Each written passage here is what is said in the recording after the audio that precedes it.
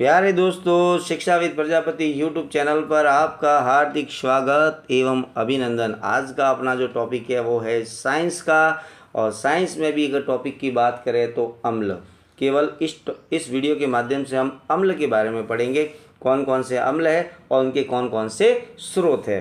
कई बार एग्ज़ाम में पूछा जाता है कि सिरके के अंदर कौन सा होता है, मधुमक्खी का डंक मारता है तो उसके अंदर कौन सा अम्ल होता है, दूध और दही के अंदर कौन सा होता है, इमली के अंदर कौन सा होता है, चींटी का डंक मारता है तो उसमें कौन सा होता है। उन बहुत सारे जो अम्ल हैं उनके बारे में हम पढ़ने वाले हैं। तो बिल्कुल वीडियो को आपको स्किप नहीं करना है और पूरा वीडियो को देखना है। और वीडियो अगर आपको अच्छा लगता है ना तो वीडियो को लाइक और शेयर और सब्सक्राइब करना तो बिल्कुल भूलना नहीं है। ठीक है, तो स्टार्ट करते हैं आज का अपना यह वीडियो। सबसे पहला जो पॉइंट आ रहा है, जो अम्ल है, आपने नाम सुना होगा एसिटिक अम्ल। क्या आपको पता है कि एसिटिक अम्ल का स्रोत क्या हमें कहाँ से प्राप्त होता है? सिरका जो होता है ना, सिरके के अंदर कौन सा अम्ल पाया जाता है? एसिटिक अम्ल। क्या आपको क्लियर हुआ? क्या क्लियर हुआ होगा आपको? एसिटिक अम्ल किस में पाया जाता है? सिरके के अंदर। ठीक है, सिरका। ओके, सिरका के अंदर कौन सा अम्ल होता है? एसिटिक अम्ल। दूसरा अम्ल होता है फार्मिक अम्ल। ये फार्मिक अम्ल कहाँ पाया जाता है? जो मधुमक्खी आपने देखी हो, मधुमक्खी डंक मारती है, जब डंक मारती है तो हमको दर्द होता है ना, बहुत दर्द होता है, तो हम क्या करते हैं? जंग लगाते हैं। क्यों लगाते हैं जंग का भी कारण बताते हैं। देखो, अम्ल तो आपने जो मधुमक्खी का डंक है उसने अम्ल छोड़ा, और अपन बाहर से या ऊपर से अपन क्या लगा रहे हैं? जंग लगा रहे हैं।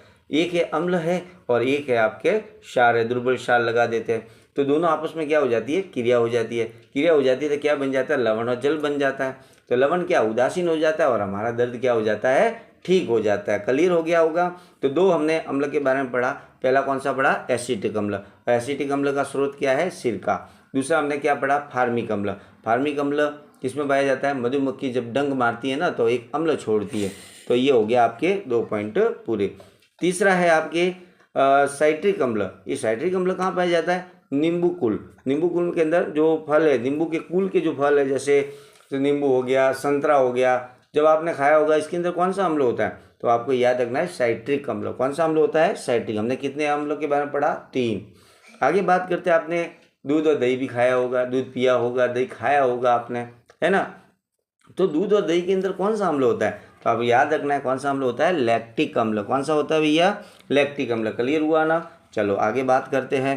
पालक। पालक के आपने कई बार सब्जी खाई होगी, आलू पालक, ठीक है ना। पालक है, टमाटर है ना।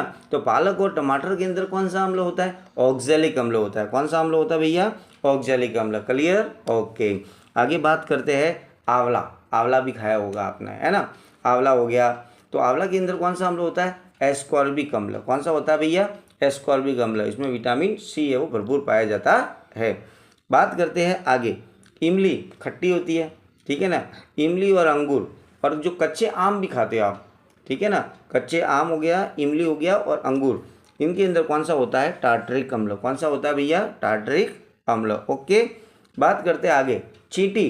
चींटी जब डंक मारती है ना, चींटी जब डंक मारती है तो कौन सा अम्ल छोड़ती है? मेथेनोइक अम्ल। कौन सा अम्ल छोड़ती है? मेथेनोइक अम्ल। क्लियर हुआ। आगे बात करते हैं। सॉफ्ट ड्रिंक आप पीते हो, कभी कभार आपके घर पे मेहमान वगैरह आता है, सॉफ्ट ड्रिंक है, सोडा वाटर आपने मंगवाते हो, है ना। तो इस सोडा वाटर में के अंदर कौन सा अम्ल होता है? कार्बनिक अम्ल होता है। कौन सा अम्ल होता है भैया? कार्बनिक अम्ल। ठीक है, क्लियर हुआ होगा। आगे बात करते हैं। सेब खाए आपने? सेब। सेब के अंदर भी अम्ल होता है। सेब खाए होंगे आपने, है ना। हेल्थी है, खून बढ़ाता है अपने शरीर के अंदर, ठीक है ना। तो सेब के जब अपन खाते हैं तो उसके अंदर कौन सा अम्ल होता है? मैलिक अम्ल। कौन सा अम्ल होता है भैया? मैलिक अम्ल। क्लियर। उसके बाद में हमारा जो आमाशय है, आमाशय के अंदर एक जठर रस उत्पन्न होता है, जठर रस, ठीक है।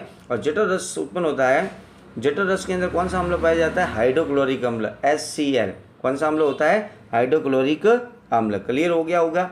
उसके बाद अपन लघु शंका वगैरह जाते हैं, ठीक है, कॉलेज जाते हैं ना मूत्र त्याग करने, तो मूत्र के अंदर कौन सा अम्ल होता है? यूरिक अम्ल होता है। कौन सा अम्ल होता है भैया? यूरिक अम्ल। ओके।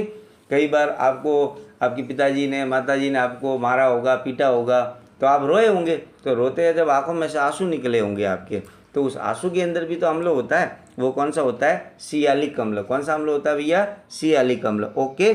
आगे बात करते हैं घास।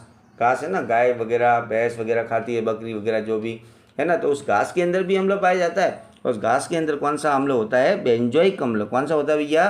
बेंजोइक अम्ल। ओके, बात करते हैं बैटरी। आपने जो चार्ज वाली बैटरी वगैरह देखी होगी, उस बैटरी के अंदर भी एक अम्ल होता है, उसका नाम क्या है? सल्फ्यूरिक अम्ल, H2SO4, सल्फ्यूरिक अम्ल। ओके, आगे बात करते हैं चाय। सुबह उठते ही अपने को चाय की ज़रूरत पड़ती है ना, तो चाय पीते तो आपको पता तो होना चाहिए कि इसके अंदर कौन सा अम्ल है। तो उसके अंदर अम्ल जो होता है वो होता है टैनिक अम्ल। कौन सा होता है भैया? टैनिक अम्ल। क्लियर हुआ कि नहीं हुआ? बोलो, हो गया ना। चलिए आगे बात करते हैं नेटल का डंक। नेटल का डंक, जो पत्ती होती है ना नेटल वाली पौधे की, जब आपने कहीं जंगल के अंदर चले जाते हैं, अपने को पता नहीं होता कि बहुत सारे पेड़ पौधे होते हैं, अपन जानते नहीं है। अगर अपने टच भी हो जाए ना, तो नोकीला होता है, टच होता है तो एक अम्ल छोड़ता है वो नेटल का डंक, जिसको अपन, नेटल पौधा है एक प्रकार से, नेटल का डंक जब छोड़ता है तो वो कौन सा अम्ल छोड़ता है? मेथेनोइक अम्ल।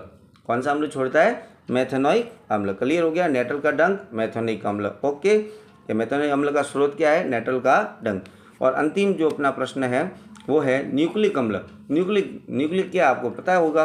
न्यूक्लिक अम्ल का जो स्रोत है वो है आपका डीएनए और आरएनए, और इसके साथ में आपको डीएनए डीऑक्सी राइबो न्यूक्लिक अम्ल, और आरएनए का होता है राइबो न्यूक्लिक अम्ल। तो वीडियो आपको अगर अच्छा लगा है तो वीडियो को लाइक, शेयर और सब्सक्राइब करना ना भूलें। Thank you. जय हिंद, जय भारत।